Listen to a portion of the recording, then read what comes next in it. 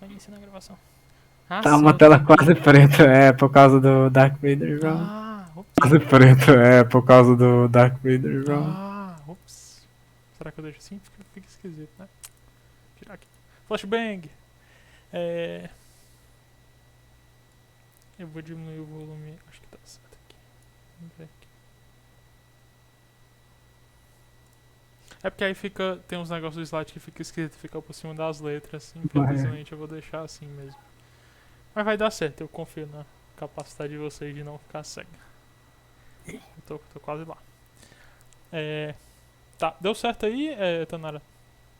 Conseguiu ver? Eu fiz a.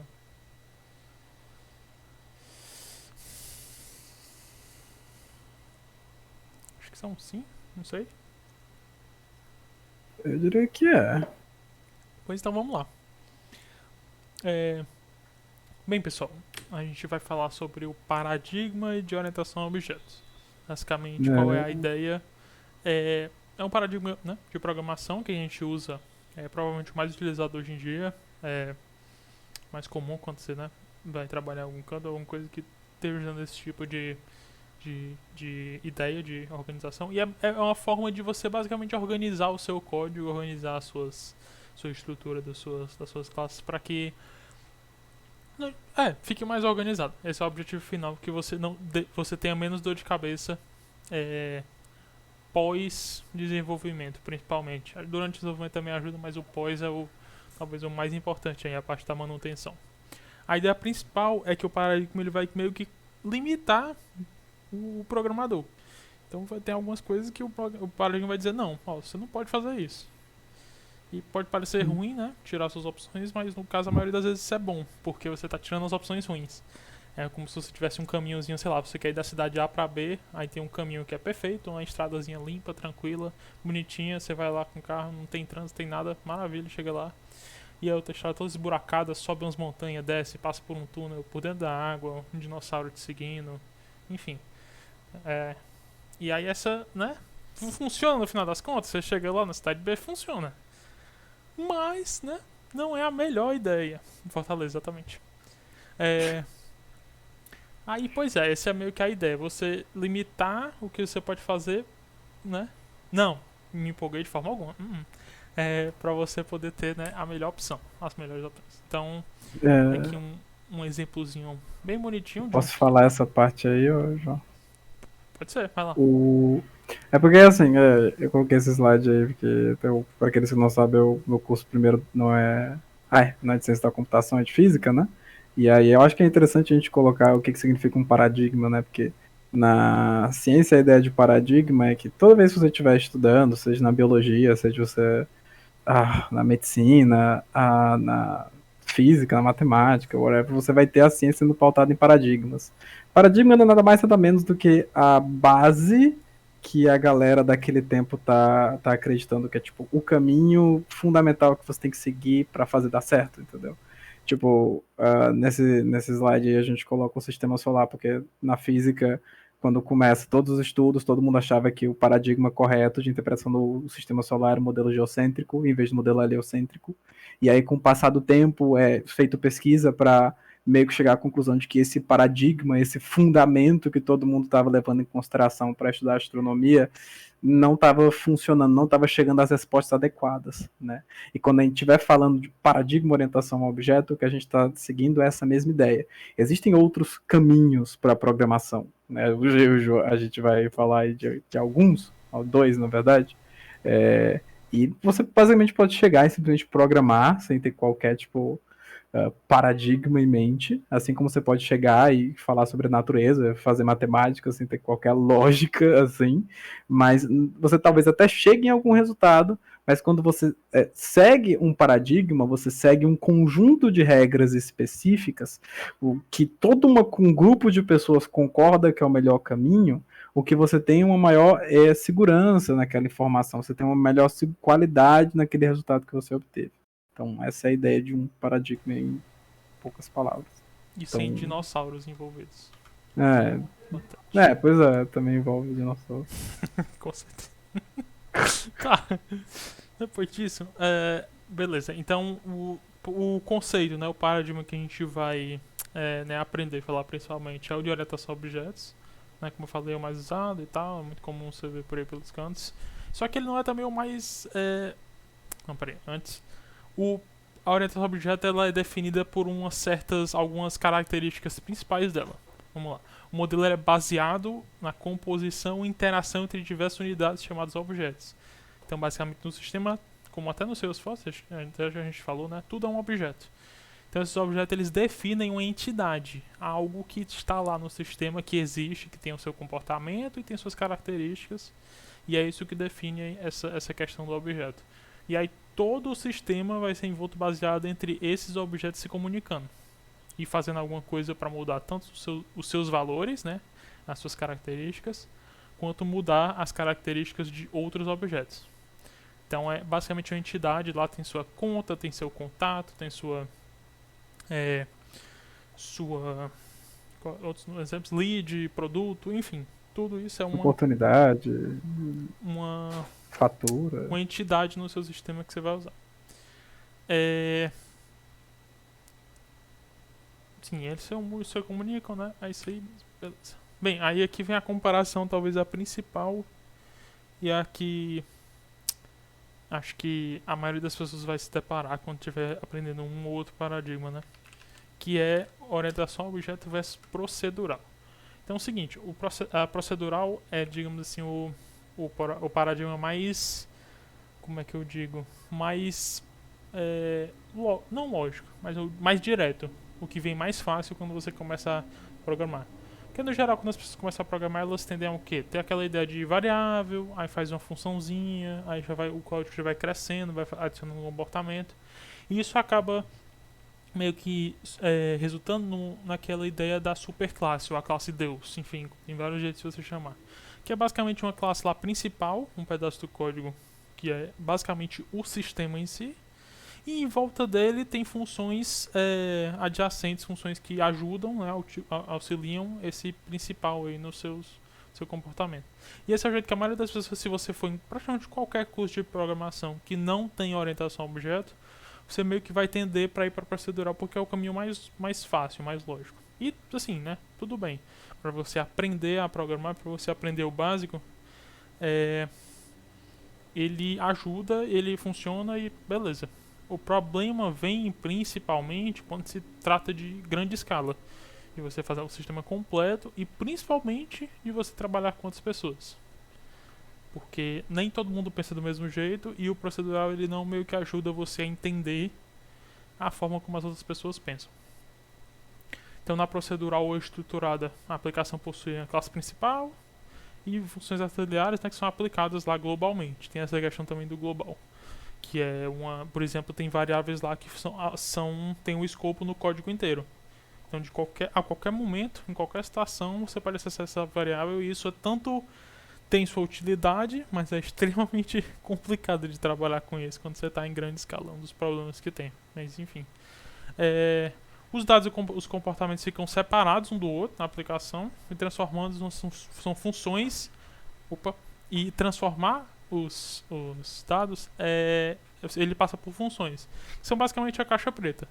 Então você tem uma função lá, ela recebe uma entrada, te dá uma saída e é isso. Não tem nada, nenhuma interação com atributo, nada. É isso. Ela tem aquele comportamento e pronto. Pode ser útil, né? Mas enfim, vamos ver mais coisas. A orientação ao objeto ela tem uma pegada um pouco mais assim de divisão, de organização. Qual é a ideia principal? É que a gente divida o sistema em classe. Então não vai ter aquela superclasse, classe Deus, que vai basicamente reger tudo, que vai ser o sistema em si. Todas as entidades, como a gente falou, os objetos, eles vão estar distribuídos na forma de classe. Então vai ser uma classe lá para conta, uma classe lá para contato, uma classe para produto. Cada um deles tem a sua responsabilidade. Cada um deles tem os seus atributos, que é o que diz as características do objeto. E cada um deles tem seus métodos, que são as funções, né? Mas aplicados na orientação a objeto a gente chama de métodos, que basicamente modificam esses atributos do objeto e modificam atributos de outros objetos. Às vezes. A gente tem que ver. Então essa é a ideia principal. São classes, cada classe tem seus atributos, que define aquela classe, e os métodos que definem o que aquela classe faz. Essa é a ideia principal, assim, geral da orientação a objeto. Beleza? Alguém tem alguma dúvida até agora?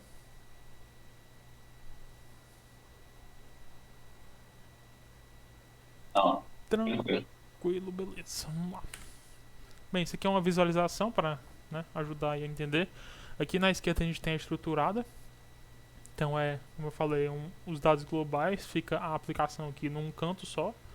E várias funções, né, procedimentos, que vão, né, cada um tem seu comportamento e vão modificando esse pedaço aqui. Já esses caras aqui são os objetos, então eles têm cada um seus métodos. E eles alteram os valores desses objetos, tá? Alteram também dos outros, mas assim, tem uma certa comunicação, tem certas regras a se seguir. Dessa comunicação, né? Você não tem um completo controle de tudo na aplicação todo o tempo. Tem certas regras que você tem que seguir e isso ajuda a questão de organização. Aqui é uma comparação que a gente faz, então o que a gente tem uma noção. Quando está falando de programação, desenvolver o sistema, principalmente o sistema do zero, a gente tem uma noção que a gente chama de meio que simular o mundo. Então aqui é o mundo, é o que aquele cliente tem como a realidade dele, principalmente se ele não tiver um sistema, ou tem um sistema que é muito diferente, muito, sei lá, desatualizado, enfim, alguma coisa, ele tem a noção do que o que é para ele, como é que aquilo funciona, o que é uma conta para ele, o que é um contato, enfim, o que é cada uma das informações que ele precisa para o sistema dele funcionar. Aí a gente tem a ideia do mundo dele. E o que a gente quer fazer, quando a gente está fazendo o sistema, é transformar essa ideia que ele tem, muitas vezes, né, na cabeça dele, que é o que ele está acostumado no dia a dia. A gente quer transformar isso no sistema em si, passar essa ideia de mundo para o computador e, né, dessa forma ser o mais fiel possível ao que ele quer. Às vezes é um pouco difícil, às vezes a comunicação falha e um dos pontos fortes do orientação a objeto é que essa comunicação ela é facilitada quando a gente molda o sistema baseado no que o cliente quer. Em vez da gente tentar meio que traduzir a força, digamos assim, ou sei lá, ou fazer algo que assemelhe-se, mas não é exatamente igual, a gente tenta realmente, literalmente, passar a ideia de mundo dele para o computador. Isso, né, é a questão da ideia das identidades e tal, das entidades que são realmente aqueles, né, aquelas partes do sistema que o cara precisa. Então a orientação a objeto ela é bem direta, ela é bem fácil de você traduzir, de você transformar.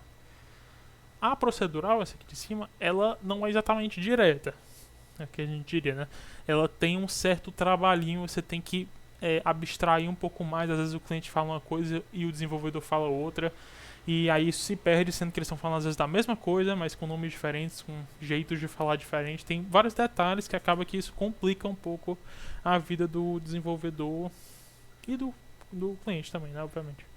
Quando tem esse tipo de falta de comunicação ali, ou falha na comunicação, pode causar, né, bastante problema, é um pouco complicado, é algo que tem que tomar bastante cuidado.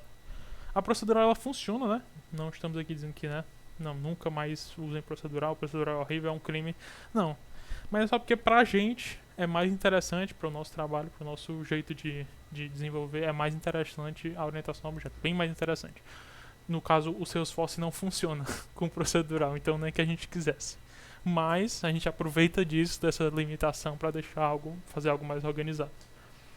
E a terceira opção, tem vários outros paradigmas também, se vocês forem precisar, tem mais coisas, são menos conhecidos. Tem meio que um freestyle aqui, que é você só ir fazendo. E assim, você pode até conseguir, né, mas vai ser uma aventura em tanto. Principalmente para um sistema, né, já de grande porte, já feito, né, já montado. Você dá manutenção no sistema que é feito sem um paradigma, sem um pensamento antes, que só foi indo, dá um trabalho, né? Eu não quero mexer nesse sistema de forma alguma, eu acho que ninguém quer. Deve ser algo bem, no mínimo, complexo. Chega a alguns cantos que o ponto, sei lá, chega um ponto que deve ser, sei lá, a melhor situação deve ser, a melhor solução deve ser refazer tudo. Começar de novo. Não tem condição aquilo demais. Mesmo o cara que fez, às vezes, não sabe o que ele tá, não sabe o que tá acontecendo, então, né? No livro do Clean Code, ele fala que você mede a qualidade de um código pela quantidade de vezes que você tá lendo ele e você fala, what the fuck? Ah, é isso aqui. Então é assim que você mede a qualidade, né? Se você fala muitos what the fuck, o código tá muito ruim. Um bom jeito de medir, sinceramente. Eu acho Acontece bastante. incrível. Nunca passei por isso. Não, de forma alguma. Bem, isso aqui é meio que uma visualização também da ideia dos dois paradigmas. O procedural, é isso que a gente está tentando representar, ele tem um salto, um pulo muito grande do que é o mundo, né, do que é a realidade do cliente, para o que é realmente a análise e o sistema em si. Você pode argumentar que esses espaços são bem próximos, que é justo. Você passar um sistema que está montado já numa linguagem próxima do que realmente é o sistema para a parte de codificação, esse passo é bem fácil, no geral. Ele é mais fácil, inclusive, no desenvolvimento procedural. O problema é esse cara aqui, né? Que, bem, você tem que ter um passo muito grande, é um processo muito grande, muito trabalhoso de você analisar o que o cliente precisa para meio que organizar o pensamento em algo mais concreto para depois desenvolver.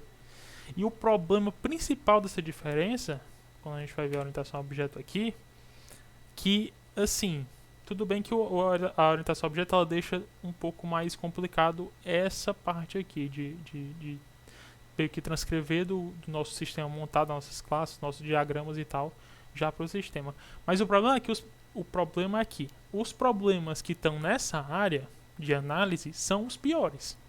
Porque imagina que você vai lá, desenvolve o seu sistema, e, né, faz a análise com o cliente, faz reunião, anota tudo, escreve tudo bem direitinho, bonito, faz, né, todo o negócio aqui, faz o sistema, vai entregar para ele, ele chega aqui e diz para ti, não é isso que eu queria não, era outra coisa. Tchau. Tchau, teus 1, 2, 3 meses de trabalho, 6 meses, um ano, enfim, o que foi aí um sistema gigante. Eu espero que nunca tenha acontecido isso com ninguém, mas é, né? Problema assim bem grande. Então, quanto mais a gente facilitar, principalmente esse começo aqui, esse processo inicial, melhor fica. Porque daqui para cá, mesmo que seja complicado, mais complicado do que no procedural, se der problema é muito mais fácil de resolver. E segundo, tem a questão de que aqui você é algo que você aprende mais, é algo que você vai, à medida que você vai desenvolvendo, como profissional mesmo da área, né? Você vai se aperfeiçoando e isso aqui vai se tornando mais natural. Essa parte aqui já é um pouco mais complicada, então quanto mais a gente conseguir facilitar, mesmo que você tenha um desenvolvedor muito bom, um consultor muito bom, essa parte aqui ainda assim ela é bem dificilzinha. Então quanto mais a gente conseguir facilitar, melhor. E no geral fica, né, um negócio mais amigável, mais organizado, pra você não ter que dar esse pulo gigante aqui de conversar com o cliente para desenvolver o sistema, é uma luta.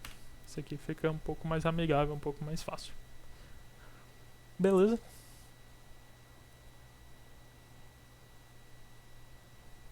Dúvidas? Não? Ok. Beleza. Eu só vou comentar que tava dizendo aí que a gente fez aquela seta do freestyle no Paint, João, tu acredita? De forma alguma. Não tem É. nem perigo. Isso é a coisa mais Ah, ó, que mentira baixaria, cara, da que história. baixaria. Tá. É, pode mandar, mais tarde pode mandar as dúvidas. Conceitos iniciais. Vamos lá, agora a gente vai entrar no paradigma mesmo. As ideiazinhas que eu espero que todo mundo consiga entender bem bonito e tal, porque é algo bem interessante. Não só para o nosso treinamento aqui e a vaga de estágio, não só para Salesforce, mas para, né, desenvolvimento de software no geral. Se você quer seguir essa carreira, eu sugiro que você estude orientação a objeto, porque é importante em, eu diria que 90% dos casos. Vamos lá. Deixa eu... Só um minutinho, tá Tá dando? dando tela preta, Uhum. João.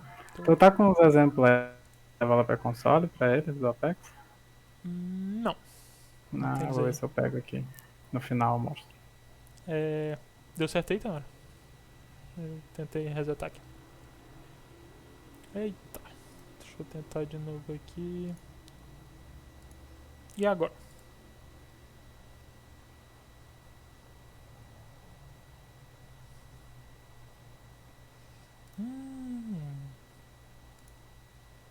Não, pera aí, vai dar certo. Vamos tentar a tela em vez do aplicativo. Vai dar certo, vai dar certo. E agora?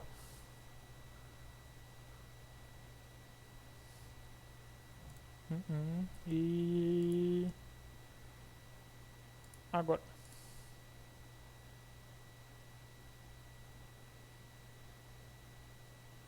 E... Agora? Ô, Tanara, tenta entrar e sair de novo da sala de Tá. apresentação. Já foi, já. Qualquer coisa tu faz a boa aí, Mauro, de streamar e tal. Ela vê. Supimpa. Supimpa. Deu bom, Tanara? Eu vou considerar um não. Deixa eu fazer aqui a boa. Veja aí se você consegue ver a minha tela.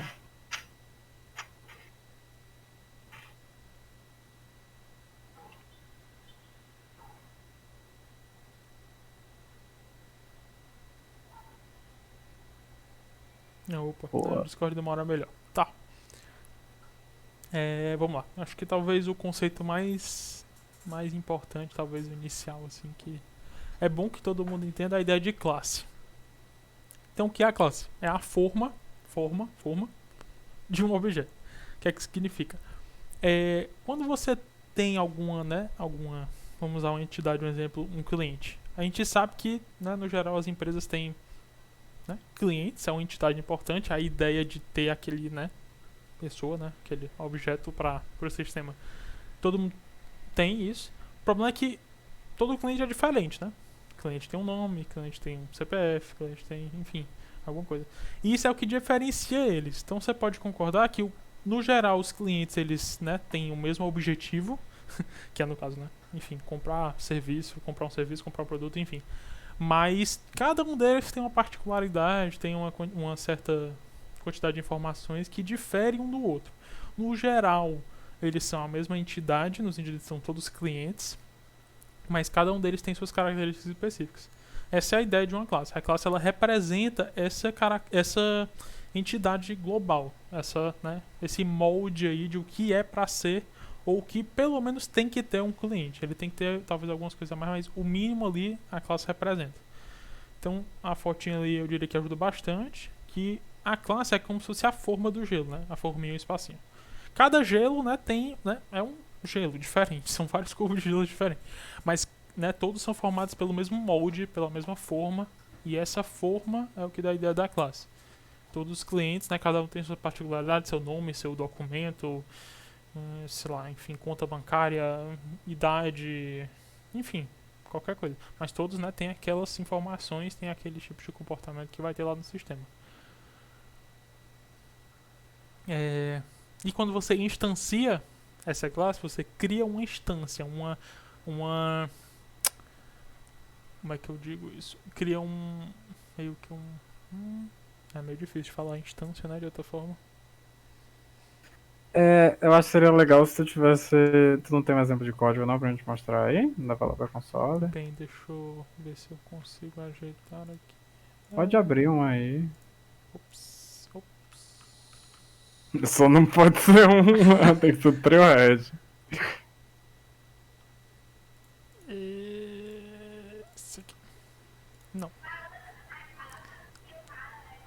Bem, vamos continuar a explicação aqui. Como se fosse um objeto. Difícil de dizer. Enfim, é uma instância daquela classe. Ele representa uma unidade daquela classe. Digamos assim, eu não quero chamar cliente de unidade. Mas enfim, é isso. Então, aquela classe, ela representa o que vai ser aquela coisa, o molde, e o objeto é exatamente o que é aquela coisa. Aquilo ali, aquele concreto que você pode manipular, você pode mexer, você pode falar, você pode, né, aplicar funções. A ideia do gelo, Daniela, é que é assim, a instância é como se fosse o gelo. Por quê? Porque quando a gente está gerando quando a gente cria uma classe no Apex, o João vai abrir aí um exemplo de código. Você pode criar um cachorro, João. Bota aí uns atributos assim, bem simples. Ou se tu tiver um exemplo mais prático também seria top, né? Não tem. Mas aí quando você está criando a classe, você vai estar definindo atributos e métodos, e a gente vai falar já o que são atributos e métodos. E o que acontece é que você está gerando ali a forma, né? Então toda vez que você gerar uma instância dessa classe, aí o João está criando a classe cachorro. A planta de uma casa. Não sei se entra muito nessa questão, a planta de uma casa, Carlos. Mas aí ele tá gerando a classe cachorro. Planta da casa é porque, supondo que você possa usar a mesma planta para fazer várias casas. A planta da casa é a classe. Aí daria. Mas porque a planta da casa vai ser uma cópia direta, né? E não necessariamente vai ser esse o caso numa classe. Você pode muda as cores da parede da casa. Enfim. Minha casa, minha vida. Não, aí você já tá chutando a baladeira. Enfim. Aí, bota um construtor também, João. A gente vai falar depois do construtor aí. Então, o que acontece é o seguinte. O João tem a classe cachorro aí, tá? A classe cachorro é a forma. E aí, eu tenho que definir o tipo das variáveis, cara. E aí, quando ele vai... Precisa? Toda vez que a gente for instanciar essa nossa forma, ele vai estar passando o nome desse cachorro, a raça desse cachorro e a idade desse cachorro. O que vai estar acontecendo então é que ele pode estar com a mesma forma, ou seja, cachorro é a forma, com essa mesma forma ele pode estar formando diferentes instâncias de cachorro. Da mesma maneira que com a mesma forma de gelo, você faz diferentes gelos. Você pode ter um gelo que é mais grosso que outro, um gelo que sai com uma forma meio estranha, um gelo que às vezes não congelou direito. Então a mesma forma gera diferentes gelos. A mesma classe pode gerar diferentes instâncias de uma classe. Então, algumas vezes a gente precisa instanciar uma classe primeiro para poder fazer uso dos seus métodos. Bota um método de Latio, João, aí, acho que pode ser o famoso método Lati. Famoso, né? É, famoso. Hoje para aquele. Só contando como isso é engraçado, hoje o João tava falando pra mim, mas a gente não pode fazer o exemplo de cachorro com eles hoje, entendeu? Aí tá aí na tela para vocês o resultado. E aí, o que acontece, aí bota o nome pra gente falar essa questão da distância também.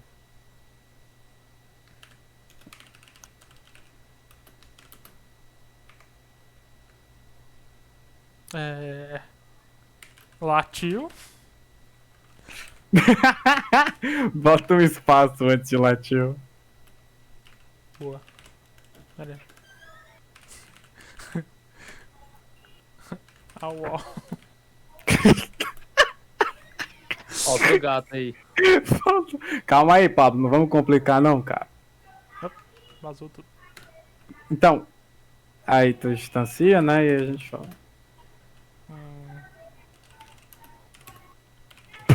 Alô? Ei!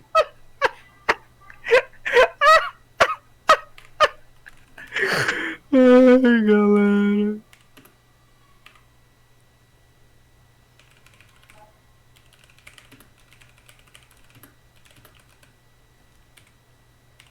O importante é entender, é isso mesmo. 20. Quantos anos tu tem, Pablo?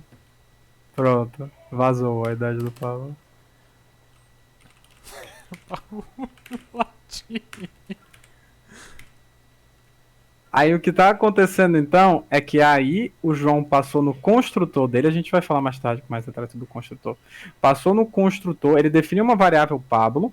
Qual é o tipo dessa variável? É o cachorro, tá? Então o tipo da variável é o cachorro. Integer, date, tudo aquilo que a gente falou sobre variável. João, teu microfone tá mutado, eu não sei se você sabe. Tudo aquilo que a gente falou sobre variáveis, né? A gente pode estar pensando como objetos também, como classes também. Então a gente tem a classe integer, que a gente pode fazer coisas específicas, classe string, que a gente pode fazer coisas específicas. Aí a gente criou uma classe, que é a classe cachorro. E essa classe cachorro, ela está sendo instanciada como Pablo. Aí ele poderia criar uma nova classe cachorro Mauro, né? Se ele quisesse frescar comigo também. E está gerando uma outra instância, um outro gelo nessa forma de cachorro. E aí o que acontece é que se ele colocasse Mauro.latir, estaria vindo um resultado diferente do Pablo.latir que ele tá fazendo agora, certo? Aí agora ele mudou pra cachorrão, e aí execute.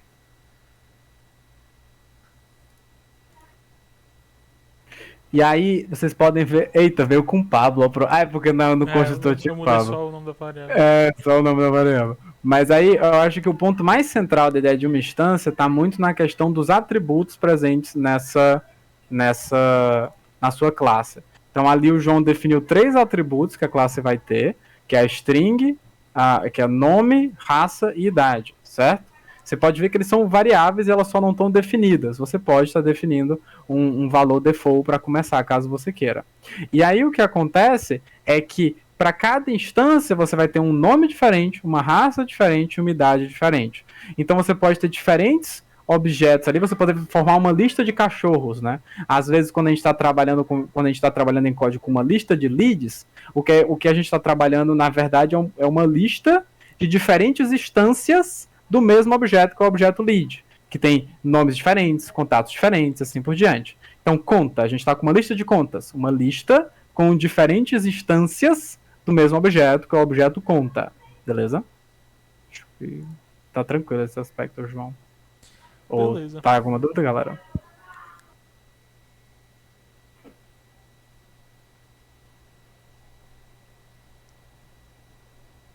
Aí, João, tenta chamar o método latir sem tu instanciar, pra eles verem o que acontece. Isso, todos vão ser da classe cachorro, só que eles podem ter a mesma característica, né? Mas vão ser instâncias diferentes. Aí, no caso, o João tentou instanciar o método latir de cachorro, porque o método latir está dentro da classe, mas ele não conseguiu. Por quê? Porque não foi definido. Aí, é porque tu colocou. Tenta dar ok, o João. Trata cachorro. É porque. Pronto. É porque. De boa. E aí, como não tem a instância, não tem como ele chamar esse método latir, tá? Ele só pode chamar esse método se tiver uma instância daquela classe, tá? A gente pode pensar o seguinte: a gente definiu uma data, né? Então vocês vão criar uma data, você coloca date new instance. Quando você faz a nova instância, você está gerando uma nova instância do objeto data, né? E aí, qual é um método que você pode fazer com o objeto data? Pegar o ano, pegar o mês, pegar o dia, né? Não faz nem sentido você pegar um ano de uma data que você não definiu, né? Você não instanciou. Essa questão de instanciar classes é muito importante para a orientação a objeto. Aí o João vai fazer um exemplo aí para vocês.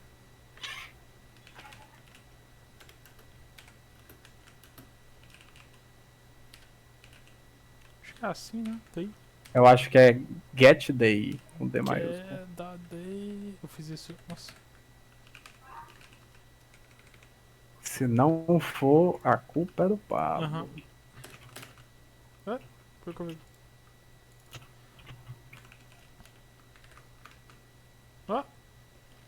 Peço perdão, galera. Tô com o teclado novo. Não sei o que eu tô fazendo. Socorro. Parece que é ponto D mesmo, viu, João? Haha. Pablo ajudou errado a gente aqui. Eu fiz isso hoje e esqueci. Aqui, Tu não tá ponto, ponto D é o dia do mês. Ponto year, isso. E aí, tá bom. Tá aí. Aí ele printou o dia, o mês e o ano da instância de data que ele gerou. No caso, ele não usou o get instance, ele usou o today, que ele gera uma instância do momento em que ele rodou esse código. Okay? Alguma dúvida, galera? Acho que tá supimpa, viu, João? Beleza. Esse é um exemplo, são exemplos simples, não são exemplos exatamente do nosso dia a dia. Acho que talvez o do GetDate é até um bom sistema do que a gente faz, do exemplo do que a gente faz às vezes. Uhum. Mas essa ideia do cachorro aqui é só pra vocês terem uma ideia da sintaxe mesmo, até porque. Né? Não. Enfim. Não é algo que vocês vão estar fazendo muito comumente, criando nesse nível assim de talvez. Acho que nem se vocês estão criando um seu sócio para uma loja de veterinário, sei lá, não vai ter assim. Ou talvez tenha, né? Não sei. Enfim. Vai ter. Não sei. Nunca saberemos. Bora fazer um veterinário só eles moram. Tá. Um objeto não pode ser instanciado sem uma classe. Importante. Então, tem que ter né? Continuando aqui a ideia de classe ainda. Tem que ter aquela. Tem que ter a classe, né? Pra você definir o objeto. Não faz sentido você criar um objeto que não tenha a forma. Não tem como você fazer um gelo sem forma, a não ser que você congele tudo. Péssimo exemplo, né? Enfim. Sei lá. Mas não tem como você fazer o gelinho bonitinho assim sem a forminha dele. Tem que ter a forminha dele pra você fazer assim bem bonitinho. E uma classe define os atributos e os comportamentos que todos os objetos criados por uma classe terão. Então os atributos, né, são as informações daquela classe, daquele objeto. Os comportamentos são os métodos, é o que ele faz, né, como é que ele age e tal. Beleza. Essa aqui é a forma de uma classe no Salesforce. Apex? Apex, verdade. Tem alguns dos modificadores aqui, private, public, global.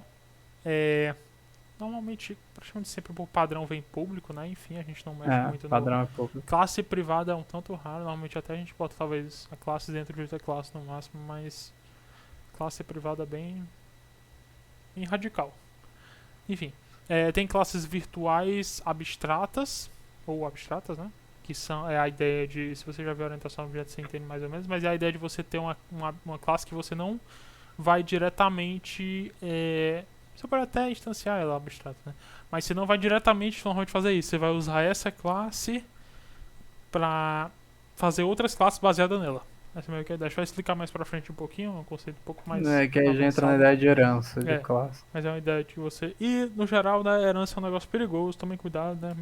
Pra quem fez faculdade, normalmente vocês veem na faculdade, herança, que bonita e tal. Herança é perigosíssimo. Cuidado, pelo amor de Deus. Tá. A gente tem um. isso. Pode falar. Não, eu já ia passar já. Eu ia falar do with sharing, do without sharing. Isso daí é uma coisa específica do Salesforce, como a gente falou de questões de segurança, tá? Quando a gente está falando de with sharing e without sharing, a gente está falando das regras de compartilhamento, são aquelas questões de acessibilidade. Então, que exatamente entra na questão de perfil. Então, digamos que você tenha um usuário que clica um botão, esse botão vai aplicar uma lógica que vai rodar no back-end, e ele vai chegar numa classe que tem with sharing. Aí o que o Salesforce vai olhar? Peraí, esse cara aqui que clicou nesse botão tem umas regras impedindo ele de ter acessibilidade à classe a mexer nos objetos que essa classe usa e tal. Aí se ele não puder, então digamos que a gente tem o objeto roupa e o cara não pode ter acesso à roupa. Aí vai dar um problema. Por quê? Porque um cara está tentando aplicar uma lógica sobre o objeto roupa, sendo que você colocou with sharing, ou seja, o Salesforce tem que barrar ele de estar mexendo porque está usando a lógica da roupa, tá? Em geral, a maioria das vezes a gente sempre coloca o without sharing para evitar, porque é muito específico quando acontecer, tipo, de você querer barrar. Às vezes você está criando ali algo genérico e você vai estar alterando a acessibilidade daquele componente por outros meios, né? Mas aí o Salesforce tem essa configuração, caso seja interessante para você. E a questão de implementos e extends, João, acho que fica melhor a gente falar depois, né? Quando a gente falar de A ideia é, pra quem já sabe de interfaces, né, e de classes abstratas pra você estender elas. Mas, basicamente é você meio que replicar o comportamento numa classe nova, com os atributos já, né, meio que prontos pra você fazer algo a mais, digamos assim. Fazer uma especialização. Acho que essa é a melhor jeito de dizer. Mas a gente vai ver daqui a pouquinho. Ou não, né? Já são 7h40. Vamos lá. Ainda talvez a gente não veja, não. Bem, aqui a gente já deu meio que uma adiantada aí, mas a ideia de atributos. Atributos são as informações de cada objeto, né? Então o objeto tem a classe, que é exatamente o que ele é. Nesse exemplo aqui bonitinho, nós temos duas frutas, né? Laranjazinha, laranja e uma maçãzinha verde. Pode ser uma tangerina também, enfim. Tangerina, vai, parece tangerina. E uma maçã verde. Elas duas são frutas, né? Pertencem, se você tivesse definido a classe fruta, as duas se encaixariam, né? Faz sentido pra você, faz sentido lá pro seu cliente, enfim. Mas elas obviamente têm características bem diferentes. E isso aí são determinadas pelos atributos. Então elas têm cor diferente, tem sei lá, a tangerina é áspera, a maçã é bem lisa, né? Tem uma é cítrica, a outra é mais doce, outra não sei o que, enfim. Né? Cada um tem suas características específicas e é isso que os atributos definem.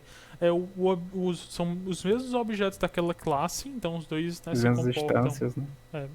São instâncias diferentes da mesma classe. Se comportam, tem as similaridades, os comportamentos também similares, mas tem características diferentes e características, né, essenciais que você deve levar em conta quando você está mexendo com eles. Então, os clientes se comportam de forma diferente.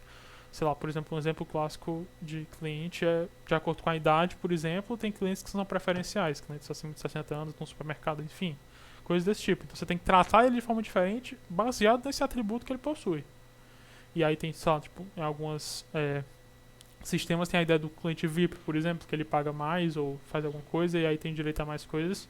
Então essa ideia também é muito comum e você obrigatoriamente vai ter que tratar esse cliente de uma forma diferente, baseado na característica, na classificação dele lá. Tem muito isso nos bancos, né, e tal, coisa desse tipo. Enfim, beleza? O conceito de atributo também é muito importante, essencial. Aqui tem algumas das formas como você pode declarar um atributo, identificar um atributo. A maioria das vezes esses dois são os principais, principalmente pra gente aqui no Salesforce. Então o public é um atributo que ele está disponível, né, para as outras pessoas. Então as outras pessoas podem ver e trabalhar com esse atributo. Seja pegar o valor dele, seja modificar o valor dele. Private, né, ele é privado. Então você não pode diretamente acessar esse cara. Tem algumas, a gente vai ver com os gets e os sets, tem umas particularidades. Você pode fazer um atributo que seja, por exemplo, visível para outras pessoas, mas as outras pessoas não podem modificar o valor dele diretamente. E aí tem uma certa, né, tem que prestar atenção nisso. Esses dois são os principais. Protected, se eu não me engano, no Salesforce é apenas que, eu não sei se são as classes internas que podem ver. São as classes internas que É. podem ver. Eu acho que esse é muito raro de usar isso, eu nunca usei. E global também, né? Eu não sei nem como é que funciona o Salesforce e eu tenho medo. O global é quando você tem que acessar por um fonte externa, João. Quase Certo. certeza. É. Eu tô conferindo aqui qualquer coisa. Isso parece ser perigoso, tenho medo. Tomem cuidado. E a gente usa esses modificadores para restringir o acesso dos dados. Então, coisas que a gente não quer que todo mundo possa mexer, né? O tempo todo a gente usa private, coisas que não tem problema mexer, public. Basicamente é isso. Esse aqui é a sintaxe. Eu vou até mostrar a sintaxe mais simples de um cara. Então, digamos que a gente quer que a pessoa possa. Então, seria algo tipo get. Tem o get e o set dele. Set, sim, né? É assim, eu tô ficando louco. É, desse jeito. Esse é o mais basicão. Então isso aqui basicamente você não tá declarando nada, mas esse é a mesma coisa que não ter no caso. Tem o get e o set. Nas outras, quem tá acostumado com Java e acho que com C Sharp, normalmente tem um métodozinho, né? Que é o getter e o setter. que é o método getter. O C Sharp é desse jeito, é igual ao Apex, o C Sharp. certo. O Java é que tem um método Java, JavaScript, você define o getter e o setter. Pois é, nesse caso você define ele assim. Opa, nossa, você define ele assim. E aqui você colocaria. Então, por exemplo, você quer que a pessoa possa, né, verificar o nome do cachorro, então você poderia deixar sem nada ou bota public get, mas você não quer que a pessoa mexa no nome do cachorro. Do jeito que tá lá, não pode mexer diretamente, então você vai colocar um private set. Privacy. Private set. Então a pessoa diretamente não pode acessar. Então se eu tentar vir aqui e botar um... Eita, podia ter... Será que ele volta? Tem que mudar o tem que botar o cachorro, Será João. que ele volta? Tudo? Será? Será? Oh, maravilha. Igual. Se eu der um... Acho que... Sei, o construtor eu acho que ele funciona, mas se eu fizer... Cachorrão... Ponto... Opa. Nome igual a... Luigi. Por acaso não é um nome aleatório aqui que me veio a cabeça. Acho que ele vai dar probleminha aqui. Yeah. Not visible. Variable is not visible. Então a gente não pode simplesmente fazer isso. Isso aqui é um conceito, parece até, principalmente pra quem nunca viu, parece um pouco estranho. Você não vai poder mudar o valor, né? Mas como assim? Eu quero mudar o valor, eu quero, né? Mas isso é no geral muito a questão de segurança e de controle mesmo de alguns atributos. Às vezes você não quer que a pessoa diretamente vá lá e mexa na instância direto. Você tem um certo processo, às vezes você faz um método que aí você faz, sei lá, public void renomear, sei lá, que recebe uma string novo nome e aí você tá nesse espaço aqui. Então des.nome igual a novo nome, acho que assim, só assim funciona mesmo. E aí você tem todo um controle aqui do que a pessoa realmente pode fazer e tal. Você aplica regras de validação. Então se esse nome, sei lá, talvez você não queira que o cara coloque o nome do cachorro, sei lá, com interrogação 3x1, sei lá. Que a regra você não pode botar caracteres especiais no nome do cachorro. Aí você faria tudo isso aqui, por exemplo, nesse novo método, ou você pode fazer aqui no próprio set. Se for muito grande, eu sugiro que você não faça. Tipo, esse aqui tá tranquilo, né? Você consegue entender e tal, é fácil. Se for muito, muito grande, talvez seja melhor fazer um método separado, porque, enfim, fica um pouco mais organizado, mas vai de pessoa para pessoa. Isso é uma particularidade, minha opinião aí. Mas aqui você pode, né, atribuir certas regras e tal. Isso aqui é interessante, que é pra pessoa possa não livremente colocar qualquer valor. Tipo, por exemplo, colocar a idade de uma pessoa negativa. Não faz sentido. E se você não fizer essa checagem, a pessoa poderia colocar. Então, né, não é interessante para você deixar isso aberto para qualquer tipo de valor. Essa é a ideia principal do private. Você ter o controle maior. Também acho que a gente pode contextualizar, às vezes, quando você está desenvolvendo. Então você cria lá uma classe, né? Eu tenho um exemplo de quando eu mexia em C Sharp, quando eu desenvolvia jogos, né, na Unity. A gente usa muito C Sharp na Unity. E aí lá você está construindo um tabuleiro, sei lá, você está construindo um tabuleiro de xadrez. Você tem uma classe tabuleiro. E aí você tem a classe peça de xadrez que você está construindo. Tem a lógica que o tabuleiro vai estar fazendo para o jogo funcionar e a lógica da peça, eles têm uma lógica que tem que ser acessada por outras classes. Uma lógica, às vezes, tem que ter uma comunicação entre classes. Então, a classe peça tem que passar alguma informação para o tabuleiro. Sei lá, a classe peça tem que informar para o tabuleiro aonde ela está. Então, você quer que essa localização seja pública. Ou então você deixa essa localização privada e você coloca um método público para poder o tabuleiro ter essa informação. Mas aí o tabuleiro pode ter um atributo privado que ele não quer que a peça, ou então o jogador, ou então o desenvolvedor que pegou o código lá e está fazendo, que ele tenha acesso. Por quê? Porque talvez se alguém mudar esse atributo enquanto o jogo está rodando, o jogo quebre. Então você quer que apenas internamente aquela classe esse atributo possa ter sido alterado. Você literalmente precisa abrir a classe e criar um método, criar uma lógica para mudar aquele valor. Você não quer que ninguém seja capaz de mexer aquilo, ter acesso àquela informação de fora, ou tá mudando aquela informação de fora. Eu gosto muito de pensar assim, quando eu estou pensando em diferenciar o private e o public. Né? É muito essa questão. Quando você coloca algo como público, é porque você tem um motivo muito claro de que, não, isso aqui realmente alguém de fora tem que ter acesso. É melhor, assim, considerando que as classes ela tem acesso, ela tem a sua própria lógica interna, que as coisas sejam private, né? A arquitetura que a gente tem aqui dentro da C3C, dependendo da camada, você pode ter apenas public ou apenas private, uma mistura dos dois. Então, assim, ao meu ver, a maioria das vezes tem private, só que você pode ter a mistura também. Então,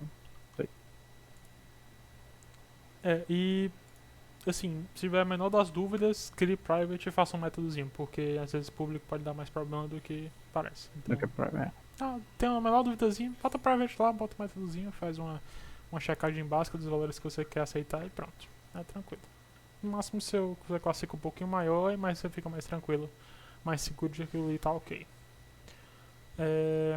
Sim, de maneira geral, o get retorna o valor do atributo e o set atribui um novo valor. Entretanto, podemos aplicar lógicas personalizadas de retorno e de redefinição, caso seja necessário.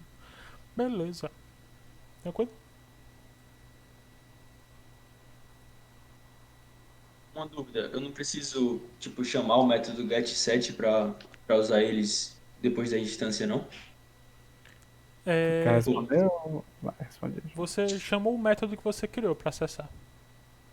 É porque tu fez o getSet, né, aí no exemplo que tu deu, só que na hora de mudar o nome, tu não chamou o método set, ele já chama sozinho quando vai alterar? Sim, na hora que tu tenta alterar, é como se tu estivesse chamando o método set. Então, se tu tenta fazer não existe um método, por assim dizer, ele aplica aquela lógica. Então, tu pode criar o get, então tu pode aplicar uma lógica no get em que ele vai retornar uma string. Ele vai retornar. O get tem sempre quando você define um método. João, na linha 3, bota public na frente, por isso que tá com vermelhinho, eu acho. Tá acunhado. Vê se salva agora. Pronto. Tava vendo, tava ficando doido. Aí, quando você coloca o get, acho que tu pode até mostrar, João, se tu colocar as chaves ali no get. Pera, como é? Repete.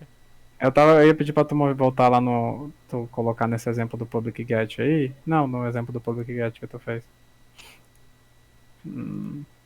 Aí tu dentro do public get, tu colocar as duas chaves lá pra tu poder aplicar a lógica. Tu tira o colchete, isso, aí tira os dois pontos. Aí só abre isso daí. Certo. Aí dentro dessa tua lógica do get, tu vai querer estar sempre colocando algo para retornar. Tá? Ele vai estar recebendo um valor, então tu vai estar considerando desculpa, não vai estar considerando um valor não. Tu sempre vai estar retornando isso de alguma maneira, certo? Então no caso aí, o que a gente tem que colocar é só um return, para ele poder retornar alguma coisa para o usuário, tá? E aí no teu set, tu vai estar recebendo um valor, e aí tu vai fazer a mesma lógica que tá aí, ele colocou nome, né? Porque ele só vai estar retornando, só que tu pode aplicar alguma lógica sobre esse retorno do nome, né? E aí ele faz esse retorno só o nome direto. Mas aí tu poderia colocar retornar nome mais, poderia configurar tipo o nome do cachorro e aí retornar o nome, né? No set Se tu for aplicar uma lógica, sempre tu vai ter um this ponto, o nome da variável, aí no caso vai ser velho, o João, depois do nome. Velho, né? Porque aí é o valor que o cara passou. É, velho. E aí tu sempre vai estar passando o velho pra estar dizendo. Tu não vai estar, tipo, chamando um método em específico. Eu acho que pode passar a noite debatendo isso. Ao meu ver, você não tá chamando o método. Você tá apenas aplicando a ideia, você tá puxando aquele dado. Aí ele tem um retorno. Acho que pode dizer método assim.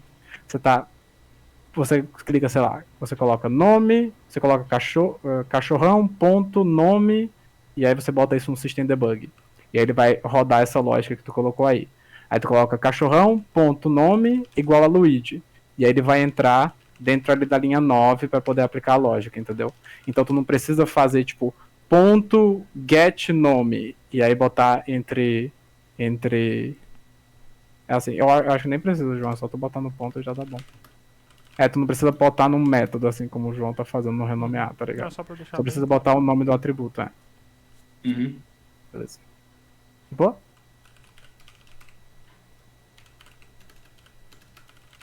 Tranquilo, tranquilo. Enfim, bem, então, basicamente você, né, utilizaria o método e tal. A ideia realmente é que você não possa ter acesso direto. E o que mais? Falta alguma coisa? Alguma outra dúvida? Alguém? Mais uma perguntinha?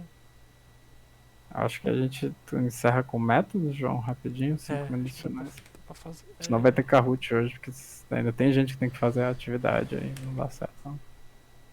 Ah, a gente foi o construtor, droga. Bem, eu vou explicar o conceito de construtor porque acho que é tranquilo, a gente fala método amanhã, né, então. Vamos ver aqui. Bem, construtor é uma outra estrutura que tem nas classes. A gente muitas vezes, basicamente sempre, vai ter o construtor para a classe. E ela é uma função basicamente para criar a instância. Então é esse carinha aqui que eu fiz. Esse aqui. Você pode ter um construtor vazio se você não quiser. Ele basicamente serve para criar a instância e iniciar os valores. Então você pode ter um construtor vazio. Você pode ter simplesmente isso aqui. Pronto, isso aqui é um construtor. Maravilha, perfeito. Não faz nada, não inicia nenhum valor, você teria aquela instância meio que vazia, digamos assim. Seria só o cachorro, ele não teria nenhuma das propriedades que você inicializasse, né? Nenhuma propriedades com valores que você estabeleceu. Esse aqui é a forma mais básica, né, de declarar. E aí normalmente a gente também usa um outro construtor com os valores específicos para poder já iniciar aquela instância com os valores principais. E às vezes você quer também não ter um construtor vazio para que você tenha que declarar aqueles valores. Então, se eu tiver isso aqui, a pessoa pode só fazer isso aqui. A pessoa poderia só fazer isso aqui e pronto. Se eu não quiser que ela faça isso, eu quero que ela declare pelo menos o nome do cachorro. Aí você faria tipo um desse aqui embaixo, só que sem os outros valores. Seria só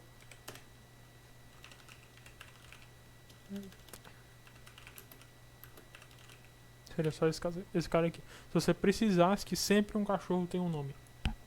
Você faria dessa forma. Então essa é a ideia do construtor. Você pode ter mais de um construtor, sem problema na classe. Você pode ter vários construtores, contanto que eles sejam diferentes. Também não faz sentido você botar dois iguais, né? Então, contanto que eles sejam diferentes, você pode criar vários para determinados casos. Normalmente, 1 ou 2 construtores é suficiente para as necessidades. Às vezes acontece de ter um com 3 ou 4 construtores, mas é bem difícil. Então a ideia é de você inicialize. E aí, né, para você inicializar, você usa o construtor para ele já fazer isso por você. Então essa é uma função com o mesmo nome da classe. Tem que ter o mesmo nome, isso é importante. Que receberá com os parâmetros as variáveis necessárias para definir o valor dos atributos e aquela instância da classe. Beleza. É um conceito, acho que é simples e é meio que por padrão, assim. Ele praticamente sempre vai estar lá e você vai sempre utilizar dele. Foi mal. Não, eu ia falar uma coisa, deixa pra vocês. É porque eu tava vendo ontem e a gente pode estar definindo, não sei se no Apex tem problema, mas no Java a gente pode definir um construtor privado, sabia disso? Se eu não me engano, a gente até usa isso, eu acho.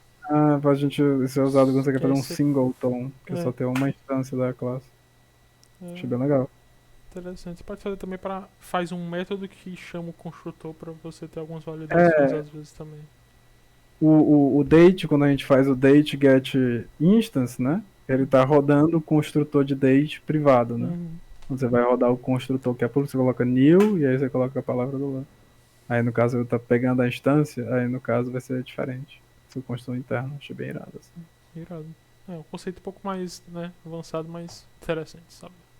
E aí falar rapidinho aqui, 2 Trivia. minutinhos, só o começo de... Ah, tem isso aqui também. Exemplos de... É... Ah, sim, tem que ter na ordem certa. Então você passa os valores, né, se você, quando você vai criar aqui. Esses valores aqui tem que estar na ordem que tá lá. Eita. E aí, tipo, no caso ele definiu string nome, string raça, integer idade, ele tem que estar passando nessa ordem, tá? Dá E aí no Inclusive, eu outro não li caso ele muito colocou aqui. string nome é só o nome, e daria certo também. E aí no caso, quando a gente está falando, isso daí é para uma classe que a gente criou, né? Então a gente abriu a classe no Apex e tal. Mas aí pode acontecer de você estar criando uma instância de um objeto, sabe, no Salesforce. Então um objeto loja que a gente criou, então um objeto account, que é o objeto conta padrão do Salesforce.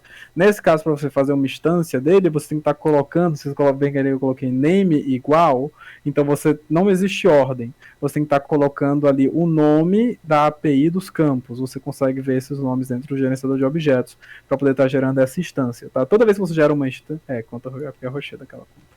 E aí e aí você está gerando isso, então account, conta, blá blá blá blá. Name igual. E aí você também, no caso, se tivesse um objeto customizado, em vez de account, teria o nome do objeto underline underline C, que aí é para dizer que ele é por exemplo, underline, underline C. E o campo teria underline, underline C também se ele fosse customizado. Então, se fosse ali, tá, tipo, sei lá. Pode ser. Aí seria underline, underline C também. Esse campo.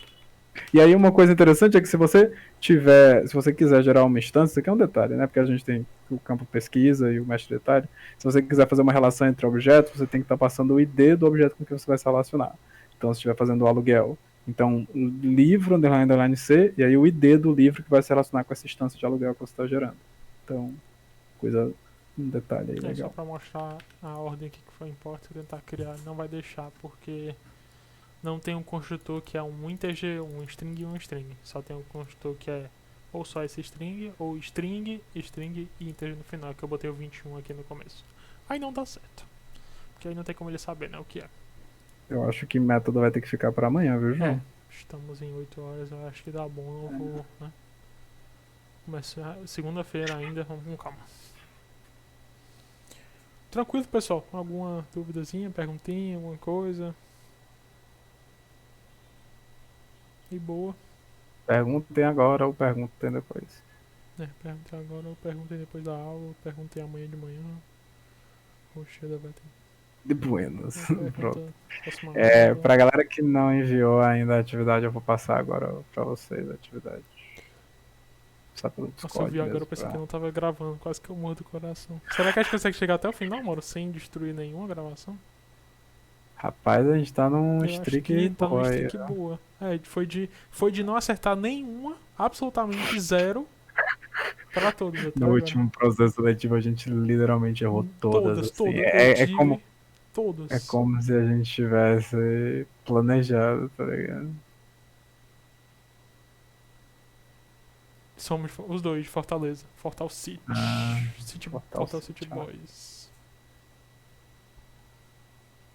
A galerinha daqui. A maioria das pessoas aqui de Fortaleza. Exatamente, as interações são a melhor parte aqui do Discord. Porque se não, né? Se for pra só gravar a aula, manda logo os slides pra vocês e pronto. Porque, né? Quem aguenta uma pessoa falando direto. Já basta a faculdade, né? Já não tem aula suficiente pra assistir, né? Mandar mais uma pra vocês não faz nem sentido. João, os professores da faculdade, eles são tipo o anti-pattern de como dar aula, né, meu? A gente já nota tudo que eles fazem e faz exatamente o oposto. Acontece. Sou de Fortaleza, mas resido em Teresina. O Gilbert, Teresina aí. Ó, tô andando aqui de Fortaleza, fortinho. É a galera mesmo. Morando de SP, aí sim. Ah, sim. Tem a presença aí, por favor, preencha uma presença, tá? É o mesmo formulário. Sou de Fortaleza e moro em Fortaleza. Que Caraca, foi? o Pablo é muito louco, né? Ele é de Fortaleza e mora aqui. Que absurdo. Uau. Ah, pode ser. Ó, outra cidade, né?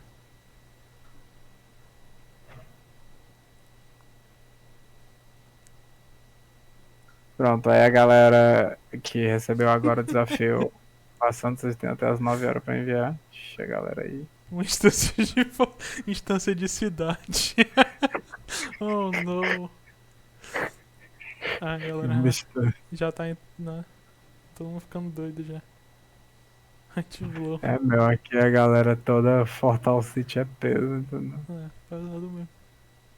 Se bem que, né? É, meu. 95% da empresa são o quê? Tem os sócios, aí tem o Jobert, tem O o Jobert. Marcos.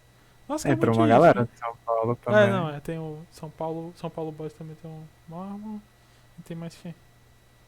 Ah, os admin, né? Tudinho. É, verdade. É, os admins também. Goiabeiras, Fortaleza. Goiabeiras. Boa. Todo mundo vacinado, só que não, viu? Tô torcendo aqui, nossa senhora, acho que talvez Não chama amanhã. marcou a tua ainda não, João? Acho que a minha deve ser tipo depois de amanhã, porque ainda não chegou não. Ainda Cara, não, sou novinho. ainda não. É, a minha me falaram, eu tenho. Vixe, a gente fala idade aqui, eu acho que não, né, João? Eu tenho Muita- 23. Caramba, João, meu, que Mano, tem engraçado. 60.